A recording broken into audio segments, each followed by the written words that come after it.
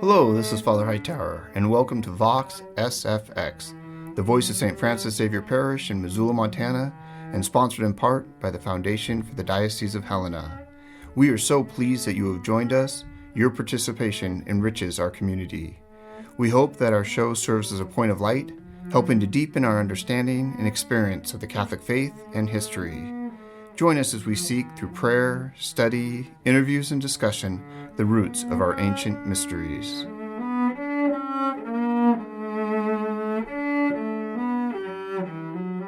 Hello, and welcome to Vox SFX, the voice of St. Francis Xavier Parish in Missoula, Montana. I'm very pleased to welcome you to the show today. I am thrilled to tell you that we have a very special man on today, Deacon Mike Bloomdahl. This is a man who has dedicated his life to service of others in so many capacities. He has served in the United States military and did so willingly during a very hard time in our country. He has served as, again, a deacon, which I'll let him explain exactly what that is and what it means to him. So this is a very special man, and I am very privileged to have had him on with us today. I'm looking forward to sharing this episode with you because I hope that it will deepen your understanding of this call to ministry, what that call means, and what the fruits of that call, of answering that call, can be. I am a good example of that as well. I was called to this particular ministry, this podcast, and it has been so fulfilling for me and has been a wonderful way for me to give back to my community and to be a positive influence there. And as a cantor, as a lector, there are a lot of ways that I find nourishment in my own service. And so to be near a man who has dedicated his life to it, despite the hardships, despite the setbacks, despite the stumbles, he's a man that we can all draw a lot of inspiration from.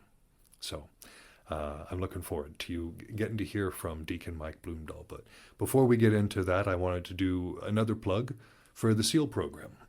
If you go to sfxmissoula.org, sfxmissoula.org, it will be very plain to you. It's right there, very clickable, and it's an easy application to fill out, and it is an incredible experience.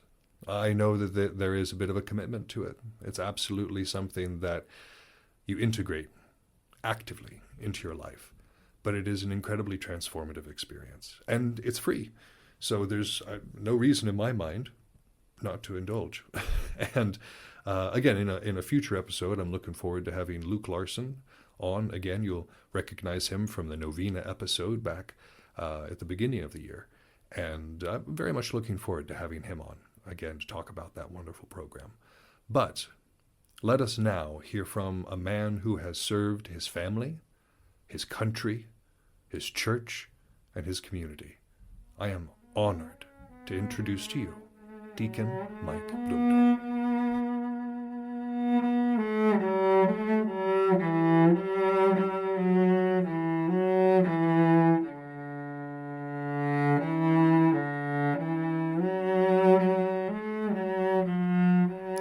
With us in the studio today is Deacon Mike Bloomdahl of St. Francis Xavier Parish.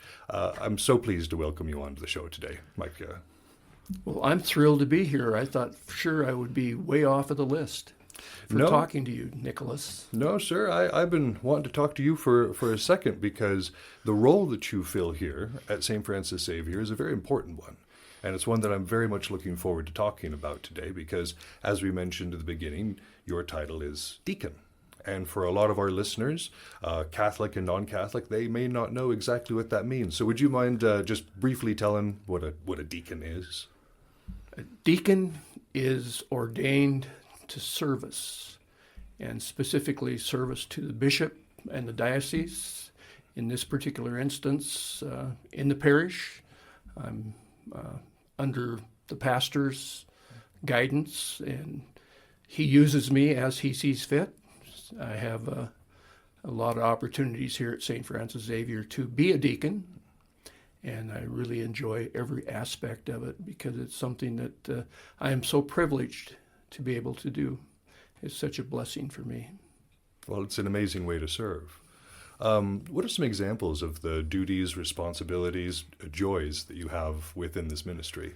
Well, probably the biggest joy I have is being able to assist at Mass, at Eucharist, be able to help out the presider. And, sometimes I feel like I'm just a big altar server, but even the altar servers are blessed to be able to do what they do when they assist the priest.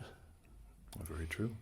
What about like in kind of in the background, places where, because I've seen you up there serving near the altar, and of course when you've been called to speak on Wednesdays. Right. And that's another blessing in my life because, at a couple of years ago we had 4 priests in the parish, and one of them retired and the other one left. So now we're down to 2 priests, which sounds pretty minimal, but it's one more than most parishes have. And because they went from 4 priests to 2 priests, they asked if I would be, actually I offered that if there was anything I could do to help out, I would be more than happy to do it. And Father Hightower came up with me being able to do a communion service on Wednesday, which would give them an opportunity to prepare for their staff meeting. And, there's a lot of irons in the fire here at St. Francis Xavier, so it takes a lot of managing to run the parish. So the staff meetings are a pretty important part. So they have to be prepared for the staff meetings, and I'm just so blessed to be able to do the communion service on Wednesday. And I'm thrilled because people seem to have accepted the communion service. The numbers for the communion service are pretty much close to what they were for the Mass. So I'm tickled that people accept me as a deacon. Well, you do a fantastic job, sir, not just at presiding over the liturgy, but I've been very much enjoying your homilies as well. And if I may be so bold, I noticed that when you first started, of course, there was some trepidation. I could tell that you were a little nervous about being up there and kind of filling that role in that way, but you've really grown into the role. Well, I think a lot of that is because I've been accepted as well as I have. I have done a lot of communion services in retirement homes, nursing homes, assisted living homes, but having a crowd of 40 to 50 people is different than having a half a dozen to a dozen in an assisted living facility. But Deacon Carlton Kwame usually does the assisted living and retirement homes, but I fill in occasionally for him when he wants to run off to Hawaii.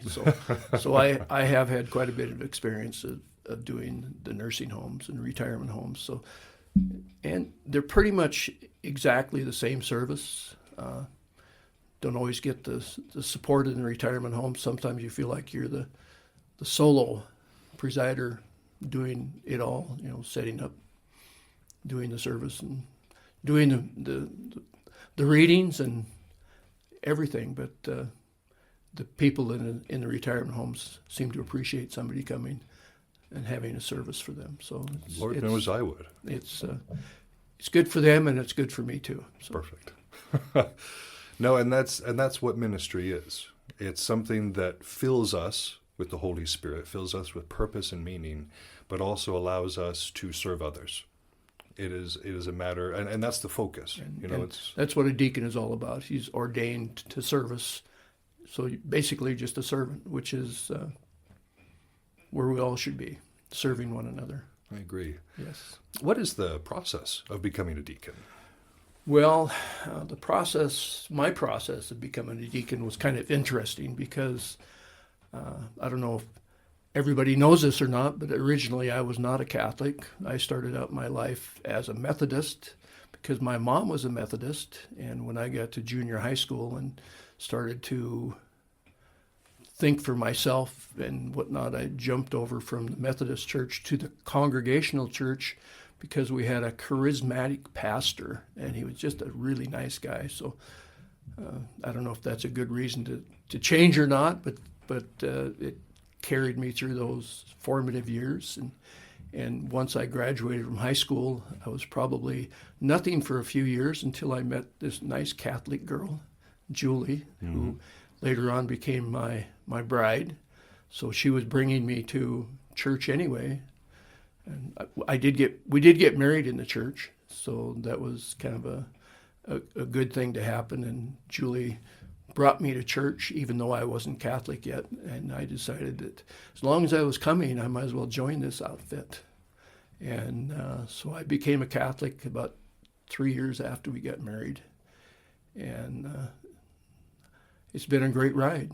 I mean, everybody should have the opportunity to join the Catholic Church so they get the benefits of the introduction to the church, because I'm afraid a lot of cradle Catholics take their Catholic spirituality for granted when it is really a wonderful thing to have in your spirit and your soul. I very much agree. So, and the reason I became more involved in the church is because when my oldest daughter was in the 3rd grade, the religious education director made a plea from the AMBO that she was desperate for religious education teachers. And I told my wife, Julie, I said, I think I'll want to do that because they're in such a hard spot. And she said, you don't know anything about the Catholic Church. How can you expect to teach 3rd graders or what? And I said, well, I just have to stay a week ahead of them, right? That's it. So I taught in religious education for probably, 12 to 15 years. And I went from 2nd graders all the way up through 5th graders. And I found out that 5th graders were a lot harder to teach than 2nd graders because 2nd graders really wanted to learn. They just absorbed everything. So that was a thrill or a pleasure to be able to teach the younger kids. The older kids got a little independent and were a little harder to teach, but we do what we can do. And because I was a religious education teacher, the religious education director we had at the time, Jolie Monasterio, I think her name was, invited me to be a chaperone to World Youth Day in Denver, Colorado. Wow. Because the diocese was taking busloads of people to World Youth Day. And I said, why would I want to go to World Youth Day? Because none of my kids are old enough to go. Sure. She said, well, if we can let you take your 12-year-old, would you go? I said it'd probably be really good for her. So sure, why not? I'll do that. So I took a week out and we went to World Youth Day in Denver, Colorado, like Pope John Paul II said, in the Rocky Mountains.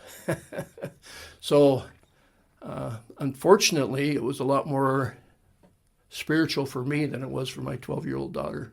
The long hike to Cherry Creek Park and the sparseness of services were real hard on the 12-year-old, but she did pretty well, and she came through it all right. But as we finished the vigil in Cherry Creek Park with John Paul II, he invited us to stay up and pray until he came back in the morning for Mass. I think it was Mass of the Assumption, Annunciation.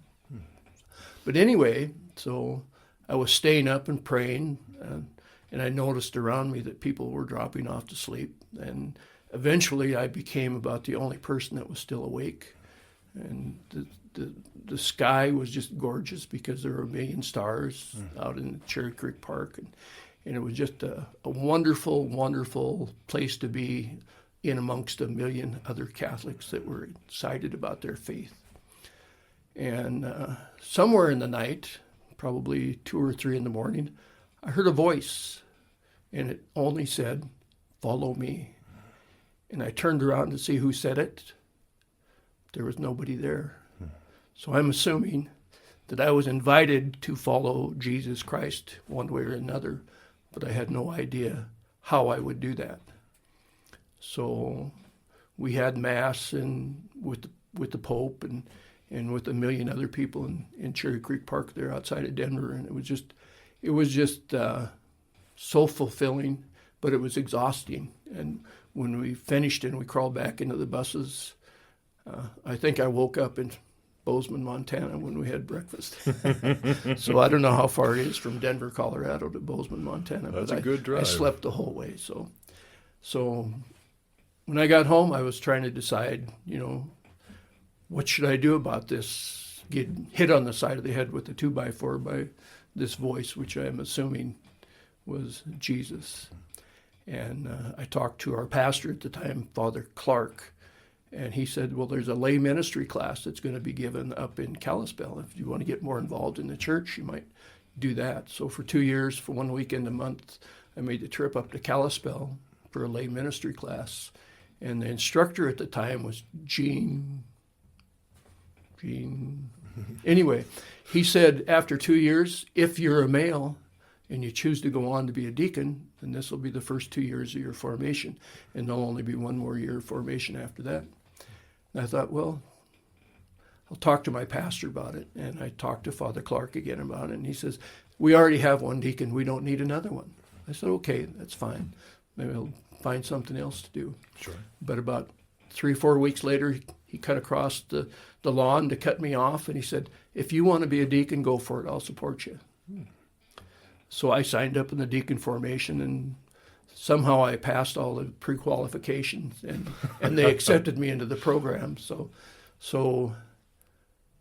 it was a 4-year of learning, 1 weekend a month to Helena. And then the first year was just determining whether or not you really wanted to do it. So it was actually a 5-year program. But since I had the 2 years lay ministry, I'm going to say it actually took me 7 years to become a deacon. So it was quite an arduous process, and I got to give my wife and my children a lot of credit to put up with me for those 7 years. So, and my oldest daughter thought I was kind of being silly to be wanting to be a deacon until she went to Legendary Lodge, and all her friends at Legendary Lodge says, "Oh, isn't that wonderful?" And she came back with an entirely different attitude. So the kids are impressed by their peers, one way, good ways or not so good ways. So it was really a life-changing event to become a deacon. And I remember I was ordained here at St. Francis Xavier Church by Bishop Morlino. At that time, we were having a 12 noon Mass on Sunday, and it was usually pretty sparse, maybe 75 to 100 people. But the day of my ordination,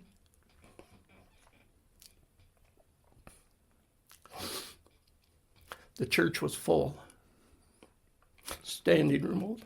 That's amazing. What a show of support. Yes, I agree. And my wife's family showed up from South Dakota, from Iowa, from Texas. So there was a lot of support on my wife's side of my family, but nobody from my family showed up because I was the black sheep then. I was a dreaded Catholic. Oh. So I think my family that I have left has kind of gotten over that. And they see that it's been a good thing for me to be a Catholic, which it has been. So when I was ordained, I was ordained for service to the bishop, and I was impressed, of course, laying on the floor while he was praying over me and ordaining me. But when I knelt before the bishop and he handed me the book of the Gospels, he said, "Receive the gospel of Christ, whose herald you have become. Believe what you read, teach what you believe, and practice what you teach." So, I still remember those words, even though Bishop Morlino is no longer the bishop of Helena and he's passed away. I still remember him laying his hands on me and ordaining me as a deacon. Such support in the parish. What an incredible experience. And a bit of a, not vindication, but a sign that this was something that not only were you called to, but your community wanted you for. Yes. And so Father Clark did a very good job of letting the parish know that I was in this formation. And when I ultimately finished the formation, the parishioner just supported me 100%. I was very, very impressed. Amazing. No, this is a wonderful place too. This this church, St. Francis Xavier. And I understand that you've been here for a while, too. Well, my wife and I were married in St. Francis Xavier in 1973, and I think I came into the church in 1975. At the time, we were living in Oregon, so we were coming back to visit her family, and the pastor at the time, Father Pat Kenny, was giving me direction and giving me a few booklets, really, Sure. to read about joining the Catholic Church, because they hadn't had the RCIA process yet here at the parish, or the Catholic Church hadn't had the RCIA process yet. So I received Eucharist and confirmation and reconciliation in the rectory in the chapel. So it wasn't public at the Easter Vigil like it is now. Right. And it's such a wonderful, spectacular Mass at the Easter Vigil. It is just life-giving. But it apparently worked at the chapel at the rectory too. Well, that seems like a very intimate setting there. Being in front of the church and getting that support, as you experienced as a deacon when we are, first brought into the church, as the RCIA process does now, it's an incredible feeling. I went through it myself. But that little chapel, I've been up there. That seems like a very intimate place to receive the sacraments. Julie's family was there, so I had that support. So that was very nice. All her family came. So perfect. So, what was the transition? What called you? Because you were Christian. You've been Christian the whole time. But what about the Catholic Church finally reached out to you and said, "This is the place to be"? Well, one of the best ways the Catholic Church has for evangelism is those cute little Catholic girls. I've known of lots of instances where men have come into the Catholic Church because of those Catholic girls. I'm one of them, sir. So I'm right there with you. Yes. So it's an amazing evangelism tool, because Julie grew up Catholic and she has always been a strong Catholic. But when I became a deacon, I think she became a stronger Catholic. And she saw the richness that has always been there, but is hard to find sometimes. Sure. Yeah. Well, especially when you're busy like you are, and as you mentioned, you have a family. You have I had a family. I had a grocery store, so I was working 50 to 60 hours a week in the grocery store and trying to raise 5 children, help my wife as much as I could with the children. And bless her heart, Julie worked as a registered nurse also at St. Pat's and Community Hospital. So we were a busy little family when we were starting out. I don't know how we managed to do all that, but we survived. Well, the grace of the Holy Spirit for sure was involved. Grace of the Holy Spirit, yes. And going to Helena for a weekend once a month for 5 years was almost too much, but it worked out. I mean, my partner at the grocery store tolerated my leaving on Friday afternoon for the Friday evening, Saturday, and Sunday morning training. So it was great times, and we actually took the children to Helena sometimes, and they had a chance to get away and see what was part of the other world was going on. Go to the Mass at the cathedral, too. Well, we did Mass in the cathedral. Most of our training was done at St. Mary's. Okay. In Helena. That was because Father Ed Hislop was our formation person, and he's such a good guy. He's so knowledgeable and so eager to train Catholics. It's just a great guy, and he's here in Missoula now over at Blessed Trinity. So. Well, and those who have been listening to the show for this time will have heard Father Hislop and the Transubstantiation episode, and he blew my mind. Like, I was already present in the Eucharist. It already meant so much to me, but after that conversation, it just expanded it exponentially. And that was the training we had. Oh, I'm jealous. Yes. I am jealous. Yes. Well, he is so well versed in the Catholic faith and liturgy especially. He actually was on the National Council for the Liturgy. Wow.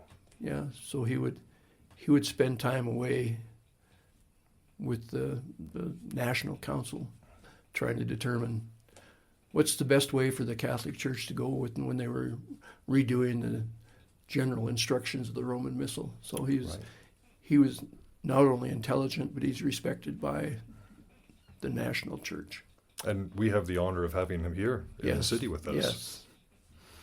No, that's what an awesome experience getting to. It truly was. Him. I mean, we had some great instructors, but Father Hislop and Sister Mary Jo were the best. No, that's amazing. And you were talking about the support of your family through all of this, the fact that this was an experience that brought you closer, hopefully. But Yes. There's got to be, of course, a work-life balance with that, even now, because we were talking before we started recording about the fact that you're retired at the moment, but you're still kept plenty busy by your duties. Retirement is a good time for volunteering. As I volunteer with the American Legion Color Guard for veterans' funerals, and sometimes I'm asked to be the chaplain for the funeral, and it gives me an opportunity to be close to veterans' families and to help ease the transition for a loved one dying. Sure. So being a chaplain for the American Legion Color Guard is a blessing also for me, because I've met a lot of wonderful people that way. Now, you served when you were younger as well, right? I was in the Army, and they called me a triple volunteer because I enlisted in the Army, and then I volunteered for Airborne, and I volunteered for Special Forces training. So it was a learning experience for me. You know, back in those days, we had what they called the draft, and every young man over the age of 18 felt like they had the sword of Damocles hanging over their head. The draft board was going to get them if they didn't do just everything just right. And sure. Unfortunately, I had too much fun as my sophomore year at the university, and the university told me to come back later when I get my head squared away a little bit. And so I got the letter from the draft board that said, if you don't enlist in the next 30 days, you're going to be drafted. So I enlisted so I would have an opportunity to get what I wanted instead of just a rifle. Sure. The chance to say, hey, I kind of want a little bit of influence on what's happening, rather than the Army saying, well, we need people here. So but my recruiter lied to me a little bit, because I asked him for medic training. I figured that would be a pretty good place to be. That's kind of where my heart was. But when I ended up in basic training with my orders, it said I was going to be a radio operator, which was a surprise. It makes your elocution make a whole lot of sense. But just as an aside, being a radio operator, the first thing we had to learn at the time was Morse code. And I quit Boy Scouts because the scout leader said, you need to learn Morse code. And I looked at it and I said, I don't need to learn this. Sure. But God works in mysterious ways. I ended up learning Morse code anyway. Is it something you remember? Could you type out a little message at this point? Probably not.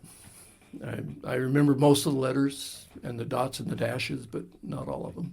Well, I think everybody knows the da da da da da da da da da. That one's SOS. Yes, sir. Yes.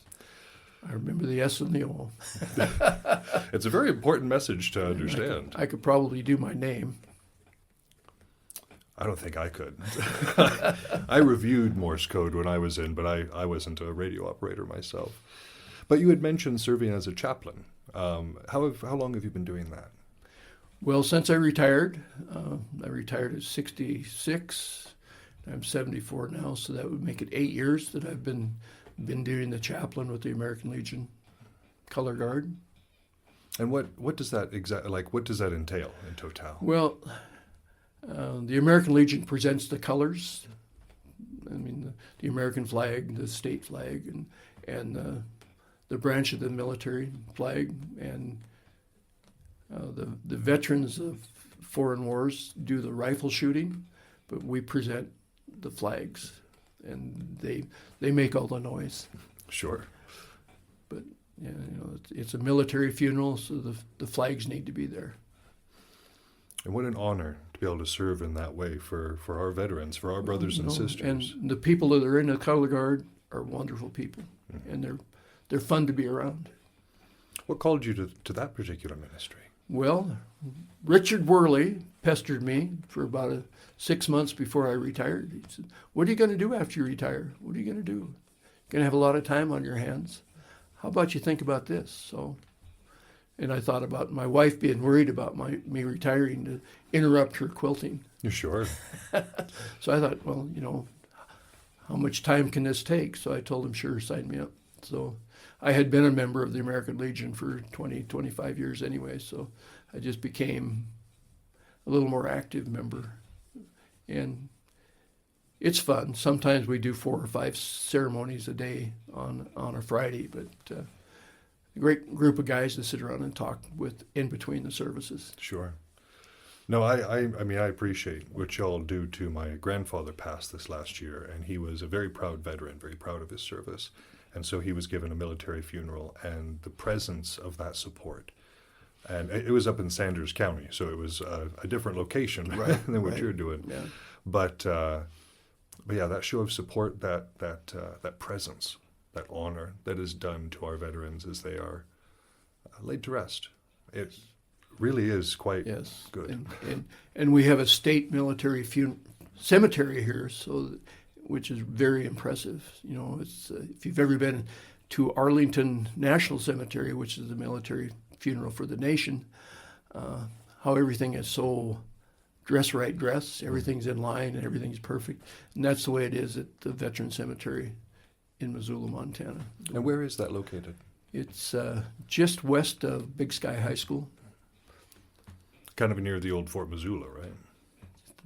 A block away from all those sport fields at the old Fort Missoula. Sure. Oh, no, it sounds like you've had a pretty full life and a pretty full faith journey along the way. And a powerful faith journey. To have a direct calling, that's something that a lot of people never experience. Well, I was very tired at the time. I don't know if I was susceptible to hearing that, but I think you have to be in a special place in your life to be able to hear something like that. I think we all get a calling, but there's so much distraction in our lives. Unless you're listening for that wee small voice, you're not going to hear it. So you have to prepare yourself and to be able to listen. And if a person does hear it, if they're in a place, if they're in a mindset and a place with their spirit that they're able to hear that calling and that they want to proceed forward with it, how do they embrace that? How do they? Because it's something that you've done in several different ways. What advice would you give to somebody who may be setting out with a busy life, family and kids, job, and they also want to serve in this way? Well, the way I did it was I talked to my pastor, and they have wonderful ideas about how you can become involved, how involved you want to be, and talk to your pastor. I'm sure Father Hightower would be more than happy to give you ideas about how you can serve the church. Oh, certainly. Yes, we do have one young man in deacon formation for the parish right now. And I've talked to him several times, and he seemed like a great young man to become a deacon. And Christ the King has a deacon candidate right now too, Bob Butler, and I was his spiritual advisor, spiritual director for the spiritual exercises in everyday life about 2 years ago now. And just in casual conversation, he was talking about me being a deacon, and I asked him, I said, well, what do you think about maybe yourself becoming a deacon? And now he grabbed that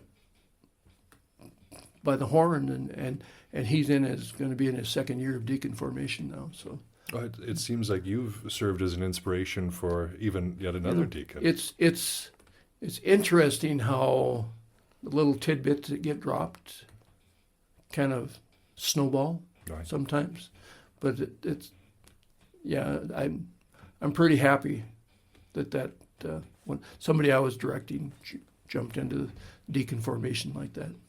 And I'm excited that in an upcoming episode, we're actually going to be discussing with Luke more about these spiritual exercises and how profoundly life-changing they can be to go through. And I think it's amazing that you've, again, served in that way as well as a director, because that is no small task either. Making sure that, because, people are vulnerable with you. It's a responsibility. Right. Yes. You have to pay attention where they're coming from and what they really need. Yes. Well, I know that my director was, and I know that she was old hat. I didn't realize it at the time, but they broke out the pro for me in Anne Moriarty. She was absolutely amazing as a director, and she's actually what inspired me to become a director as well. I felt that calling, so I'm in training for it. But people like you inspire me as well. People who have dedicated a good portion of their life to service of our God and to the betterment of our community. Thank you. Yes. It's been wonderful for me. I've enjoyed every minute of it, and we've had different pastors come and go, and they've all pretty much tolerated me. Well, again, you've been here since 1975. You've seen a lot of pastors come and go, I reckon. Yes. I spent 5 of those years out in what I call my exile in Oregon. We had a nice pastor in Pendleton, Oregon, too. So, but the Jesuits are pretty special. I'm a fan. Yes, Jesuits are pretty special. We're pretty fortunate to be able to be in a Jesuit parish. So why do you, just out of curiosity now, why did you call it your exile? Because I've always been a Montana boy. I grew up in Roundup, Montana, spent my last 2 years in high school in Shelby, Montana, and then I came to Missoula to go to the university, and I've just always been Montana in my heart. But when I got out of the university, I had an opportunity for a nice job in Pendleton, Oregon. So we went out there for 5 years, and it didn't quite turn out to what they promised that it would be. But so I told them if I didn't get back to Missoula, I would have to quit and find something else to do. And we wanted to start raising a family, and I wanted to do it in Montana. So we came back to Missoula, Montana, and our first child was born about a year later. So it was home in Montana. Oregon was nice, sure. But it wasn't home. Right. I was a visitor. No, and evidently you've also served as an inspiration for your kids too. I see them at Mass; they're involved in the liturgy as well. It's interesting. It's awesome to see it generational, to see that kind of going down there. It's a real privilege and a blessing for me to be on the altar with my daughters. I bet that's incredible. Truly a blessing. Yeah. No, I to be in a place that shares your values and that is a place where you are, where it, like you said, you're a Montana boy. This is where you are meant to be in your mind and probably in spirit as well. And then to use that to again enter into service and raise your family into this place, and then take on even more responsibilities in becoming one of the pivotal members of the church, because a deacon is a busy man, and you are very often called to do fairly arduous things, but you do it with a smile. It's all gift, if it wasn't for the good Father in heaven that we have, who knows where I would be, what I would be doing. But becoming part of the Catholic Church and its rich heritage has just really changed my life in the better way. So, well, We are incredibly lucky to have you. And I'm incredibly lucky to be here. then everybody shares in the joy. Yeah. There is a lot of joy. Sure. Yes. Did you have anything else? We're coming to the end of our time now, but did you have anything else you wanted to say before we end? Just that deacon is ordained to service, and that's what it's all about, service. And if we realize the service that each of us could give to one another, it would be a lot better world that we live in. So to be a servant has terrible connotations, because we think about slavery when we think about servants, but God, Jesus calls us to be servants. I mean, Jesus washed the feet of the disciples. Right. So that's what we're called to do, is to serve others. Not to serve them as a master, but to serve them as our brothers and sisters. Right. Well, it's a beautiful thing you do, Deacon, and thank you again for coming on the show. Well, thanks for asking me. Appreciate it. Thank you for being with us today as we walk as pilgrims this road together. If you feel called to learn more, please consider checking out St. Francis Xavier or your local Catholic church. All are welcome into our community, as God loves us all equally. If you are interested in supporting the Vox SFX podcast, please visit sfxmissoula.org/donate. Until next time, go forth in peace and be the light of Christ in someone's day.